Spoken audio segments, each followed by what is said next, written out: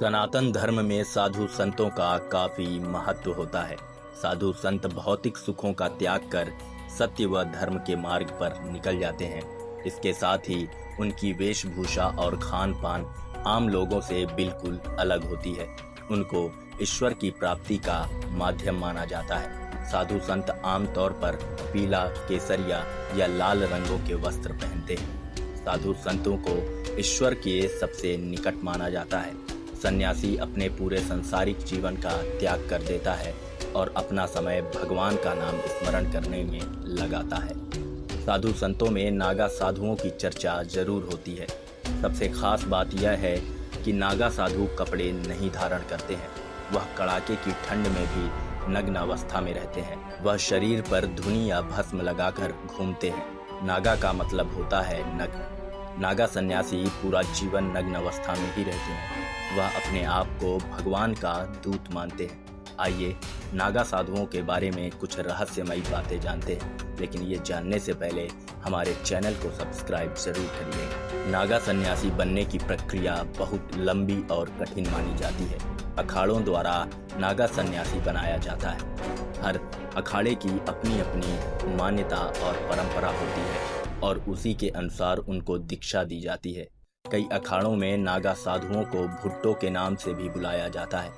अखाड़े में शामिल होने के बाद उनको गुरु सेवा के साथ सभी छोटे काम करने के लिए दिए जाते हैं।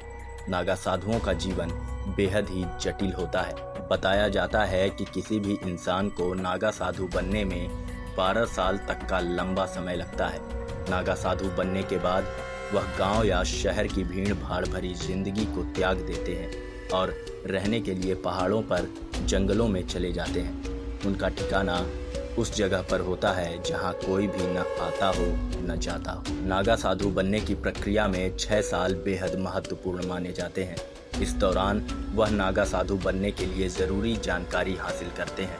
इस अवधि में वह सिर्फ लंगोट पहनते हैं। वह कुंभ के मेले में प्रण लेते हैं, जिसके बाद लंगोट को भी त्याग देते हैं और पूरा जीवन कपड़ा नहीं धारण करते हैं।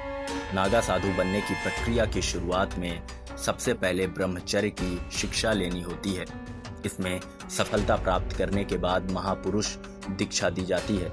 इसके बाद यज्ञोपवीत होते हैं। इस प्रक्रिया को पूरा करने के बाद वह अपना और अपने परिवार का पिंडदान करते हैं, जिसे बिजवान कहा जाता है। वह 17 पिंडदान करते हैं, जिसमें 16 अपने परिजनों का और 17वां खुद का पिंडदान होता है। अपना पिंडदान करने के बाद वह अपने आप को मृत समान घोषित कर देते हैं, जिसके बाद उनके पूर्व जन्म समाप्त माने जाते हैं। पिंडदान के बाद वह जनेऊ, गोत्र समेत उनके पूर्व जन्म की सारी निशानियां मिटा देते हैं।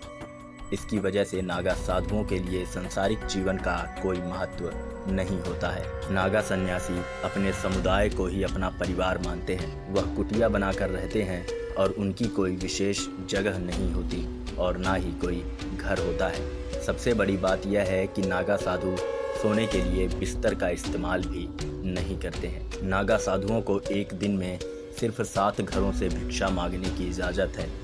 अगर उनको इन घरों में भिक्षा नहीं मिलती है तो उनको भूखा ही सोना पड़ता है। नागा सन्यासी दिन में सिर्फ एक बार ही भोजन करते हैं। नागा साधु हमेशा नग्न अवस्था में ही रहते हैं और युद्ध कला में पारंगत होते हैं। ये अलग अलग अखाड़ों में रहते हैं। जूना अखाड़े में सबसे ज़्यादा नागा सन्यासी रहते हैं। आदि गुरु शंकराचार्य ने अखाड़े में नागा साधुओं के रहने की परंपरा की शुरुआत की थी। बताया जाता है कि नागा साधुओं के पास रहस्यमयी शक्तियाँ होती हैं। वह कठोर तपस्या करने के बाद इन शक्तियों को हासिल करते हैं, लेकिन कहा जाता है कि वह कभी भी अपनी इन शक्तियों का गलत इस्तेमाल नहीं करते हैं। वह अपनी शक्तियों से लोगों की समस्याओं का समाधान करते हैं। हिंदू धर्म में किसी भी इंसान की मौत के बाद उसके मृत शरीर को जलाने की मान्यता है, जो सदियों से चली आ रही है। लेकिन नागा साधुओं के शव को नहीं जलाया जाता है। नागा सन्यासियों का मृत्यु के बाद भू समाधि देकर अंतिम संस्कार किया जाता है। नागा साधुओं को सिद्ध योग की मुद्रा में बैठाकर भू समाधि दी जाती है।